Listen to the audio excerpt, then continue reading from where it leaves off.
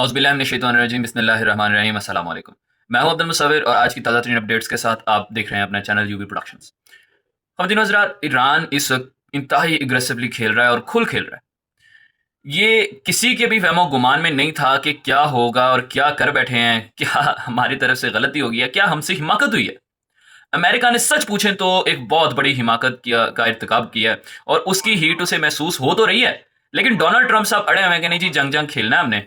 और ये इसके नुकसानात क्या हैं वो मैं अभी आपको बताता हूं। उसके नुकसानात में सर फहरिस्त अभी तक की ताज़ा तरीन अपडेट के मुताबिक बहरीन में ईरान ने ड्रोन्स मारकर उनका जो इनका एयरबेस है उसको तबाह कर दिया है। अमेरिका का तगड़ा एयरबेस था वहां पर। और मजे की बात आपको बताऊं, वो ये भी क्लेम करें कि वहां पे 160 फौजी थे और उनमें से 100 हमने मार दिए, 10 ड्रोन मारे इन्होंने। अब उसमें क्या हकीकत है, कितने, वो इनकी तरफ से कंफर्मेशन हो गई। जाहिर सी बात है अमेरिका आपको ये नहीं बताएगा, क्यों, उसकी सुबह की है। लेकिन एक बात याद रखें, यहां ये ना बताएं, लेकिन वहां पर एक बॉडी बैग की एक टर्म यूज की जाती है। उसके से मुराद ये है कि वो आपको बताना पड़ता है कि भाई कितने बंदे मरे हैं हमारे। वो अगर आप ना बताएं तो आपके लिए मसला हो जाएगा। ये तो वो चीज है जो डॉक्यूमेंटेड है। असल चीज वो होती है जो ऑफ द रिकॉर्ड होती है। तो जनाब 100 फौजी उनके कहने के मुताबिक 10 ड्रोन इन्होंने मारे हैं और इनका ये नुकसान हो गया है। इससे आपको पता चलता है कि अब ईरान रुकने वाला नहीं है। वो इनको अच्छे तरीके से नाको चने चबवा कर रहेगा। और अमेरिका साहब जो है वो कुछ देर बाद याद रखिए, ये एग्जिट बटन दबाने की कोशिश करेंगे, लेकिन उसका वो दबाने से ही ज्यादा फंसते चले जाएंगे। क्यों जनाब, आप अगर कहते हैं कि भाईजान अब जंग को खत्म करें, जंग को खत्म करने की तरफ जाते हैं, ये कहते हैं कि डोनाल्ड ट्रंप ने कहा भाई हम ना मुज़ाकरात करना नहीं चाहते। क्यों, आप मुज़ाकरात कर नहीं सकते। मुज़ाकरात किससे करेंगे?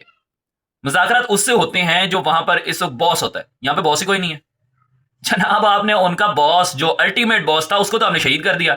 और एक हमारा एक बड़ा ही अच्छा दोस्त था जो कहता था कि मैं सीट से उतरूंगा तो ज्यादा खतरनाक होऊंगा। तो वही आयतुल्लाह खामनाई कह रहे हैं कि भजन जब मैं, इन्होंने तो कहा था, उन्होंने करके दिखाया, उन्होंने भी करके दिखाया था, लेकिन इन्होंने उससे तकरीबन मैं कहता हूं कि 10 तो क्या 100 गुना आगे की चीज करके दिखाई है कि शहादत ऐसे ली जाती है। तमाम ममालिक को बता दिया, तमाम मुस्लिम उम्मा को बताया भाईजान शहादत ऐसे ली जाती है। ये प्री प्लान शहादत थी। उन्होंने कहा भाईजान, जब उनको ये हमारे पास जब इतलात आई कि जनाब उनकी शहादत की बिहाइंड द कैमरा क्या मामला थे, तो उन्होंने कहा कि इन्हें पहले हमने बताया था कि मामला कितने खतरनाक होते जा रहे हैं, आपको हम सिक्योरिटी देते हैं। नहीं भाई, मैं अपने आबाई घर में रहूंगा, अपने बच्चों के साथ रहूंगा, बीवी के साथ रहूंगा, क्यों मैं जाऊं कहीं और। मैं यहां रहूंगा, मैं तो शहादत हासिल करना चाहता हूं। 86 साल मेरी उम्र हो गई है, अब मुझे और क्या चाहिए, मुझे शहादत चाहिए। तो जनाब अब उनके जो भी मामला थे, अब जिस तरीके से उन्हें शहीद किया गया, जो इससे पहले एक दूसरे की शक्ल सूरत देखने के रवादार नहीं ठहरते थे, आज वो एक दूसरे के साथ हाथ हाथ पकड़ के शाना बशाना खड़े हैं। मार लो जी आकर।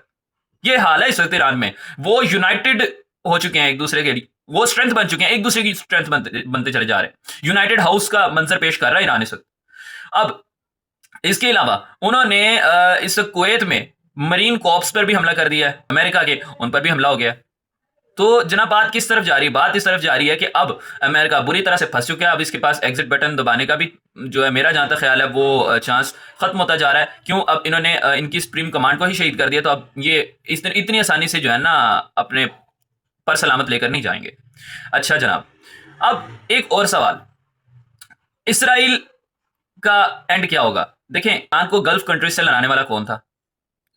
अमेरिका को इस जंग में ड्रैग करके लाने वाला कौन था? फर्द वाहिद नेतन्याहू। इन लोगों में इतना वो था ही नहीं दमखम कि वो जाकर लड़ सकते। अरे ये जो अरेबियन गल्फ हैं, गल्फ कंट्रीज है, मैं इनकी बात कर रहा हूं। अमेरिका का भी मैं आपको भी हाल बताता हूं। तो इनमें इतना दमखम नहीं था कि वो लड़ सकते। और ईरान को इस चीज का इल्म है कि इनको ड्रैग करके लाया गया, ये खुद नहीं है। इन्होंने हमेशा हसूल जर पर ही नजर रखी है। इनके पास इतनी आर्मी नहीं है या इतना मामला नहीं है कि ये कर सकें। अब देखें, अगर ऐसा ना होता तो कतर में जो इनकी जो एयरबेस है उस पर इतना बड़ा हमला हुआ, अमेरिका ने क्या किया, थर्ड जो इनका एयर डिफेंस सिस्टम था उसको ये खत्म करवा के बैठ गए, उसको बेड़ागर करवा दिया। और उनको जिनको डिफेंस देना चाहिए था उनको ना दे सके। तो अब वो इनके बारे में क्या सोचते होंगे?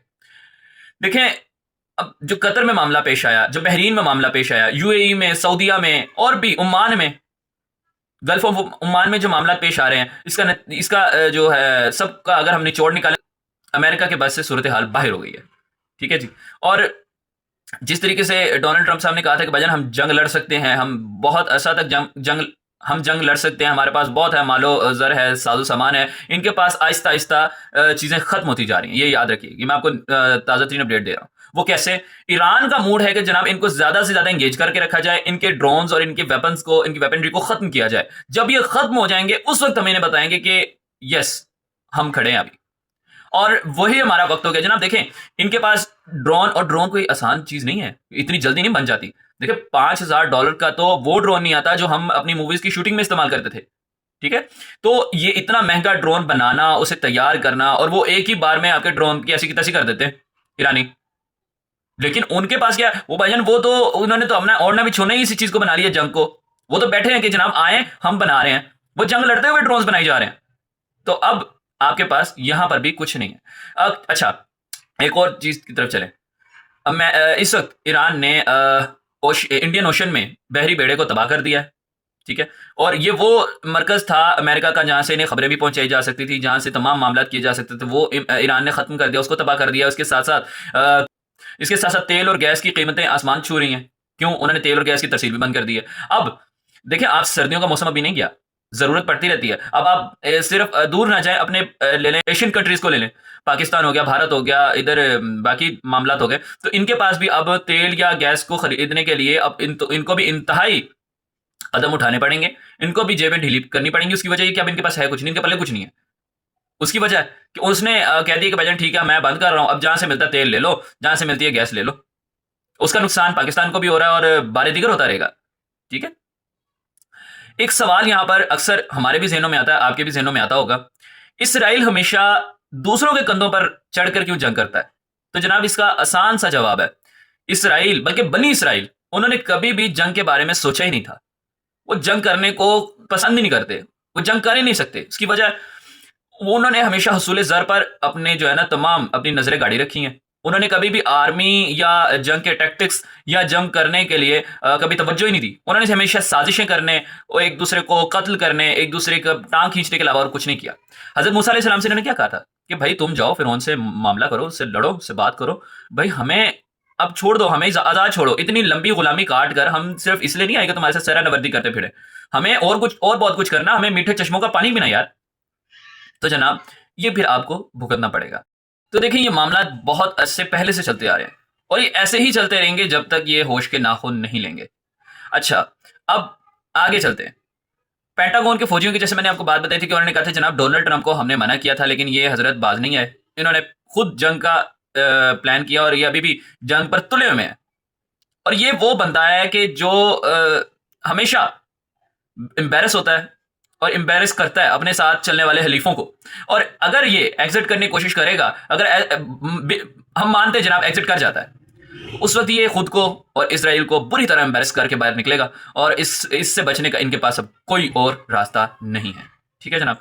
तो जो सारे मामला आपको बता चुके हैं हम, तो जनाब कुल मिला के नतीजा यही निकलता है कि अब अमेरिका अगर किसी भी तरीके से अपने आप को एग्जिट कर लेता है, तो एम्बेरसमेंट के अलावा इनके पास कोई चाराकार कोई नहीं है। और इसके अलावा भारत में भी भारत और अफगानिस्तान का जो मामला था पाकिस्तान के खिलाफ, वो कैसे चल रहे हैं, वो क्या है, अंदरून पाकिस्तान क्या मामला चल रहे हैं, इंशाल्लाह उन पर भी बात करेंगे। अब तक ये दीजिए इजाजत, इंशाल्लाह ताला आपसे फिर मुलाकात होगी। अल्लाह हाफिज नासिर।